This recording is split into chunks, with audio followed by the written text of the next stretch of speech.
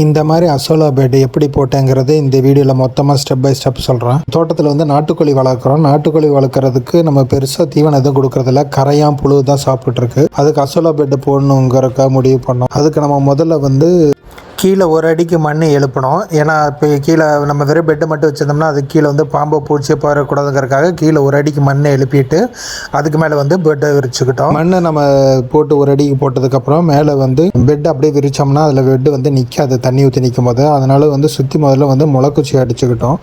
முளைக்குச்சி வந்து அடித்த வீடியோ தான் நீங்கள் பார்க்குறீங்க. முளைக்குச்சி அடித்து முதல்ல சொருகி நிறுத்தினதுக்கப்புறம் பெட்டில் வந்து தண்ணி ஊற்றி தண்ணியை ஃபஸ்ட்டு நிரப்பிச்சிட்டோம். தண்ணி நிரப்பணுன்னா முதல்ல வந்து நம்ம நாட்டு மாட்டு சாணியில் போட்டோம். நாட்டு மாட்டு சாணி கிடைக்கலன்னா ஏதோ ஒரு மாட்டு சாணி கிடைச்சா கூட பரவாயில்ல தான்.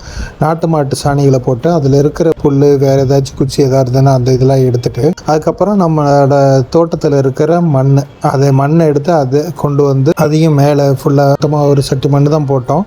ஒரு சட்டி மண்ணை வந்து அந்த சாணத்தை கலந்த தண்ணியிலேயே வந்து ஒரு சட்டி மண்ணை கலந்துடுறோம். கலந்ததுக்கப்புறம் நம்மளுக்கு இருக்கிற அசோலா பேக்கெட்டு, நம்ம அசோலா பேக்கெட் வந்து இதெல்லாம் இங்கே பாருங்கள் ஸ்லோ மோஷனில் காட்டுறேன். ஏன்னா வீடியோவில் ஃபாஸ்ட் ஃபார்வர்டு பண்ணாலும் இந்த ஸ்லோ மோஷனில் காட்டினா தான் அசோலா நல்லா தெரியுங்கிறனால நான் காட்டுறேன். அசோலாவை எடுத்து தூவி விட்டு அதில் முழுசாக பரப்பி விட்டு அதோட முடிச்சுட்டு நம்ம அசோலா பெட்டு போடுற வேலை. இதில் அசோலா பெட்டு நம்ம மாட்டு சாணம் கரைக்கிறதோ மண் போடுறதோ அசோலா தூவுறதோ வந்து ரொம்ப சுலபமாக முடிஞ்சிருச்சு.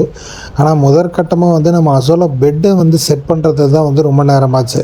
ஏன்னா முளைக்குச்சி அடித்து நம்ம மாட்டது மட்டும் இல்லாமல் கீழே நம்ம ஒரு அடிக்கு மண் போட்டிருக்கோம். அந்த மண்ணில் வந்து சமமாக நிற்கணும்.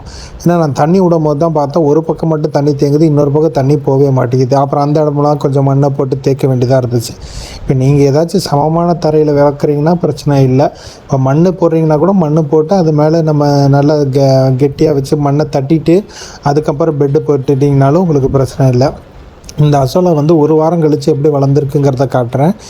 இதுக்கப்புறம் வந்து அடுத்த வீடியோவில் வந்து அசோலா பெட்டை சுற்றியும் அப்புறம் மேலேயும் வந்து நம்ம க்ரீன் ஷேட் நெட்டை போட்டு கவர் பண்ணியிருந்தேன். ஏன்னா கோழி குஞ்சு நேரடியாக உள்ளே வந்து எடுத்துடக்கூடாதுங்கிறதுக்காக. அதுவும் அடுத்த வீடியோவில் காட்டுறேன்.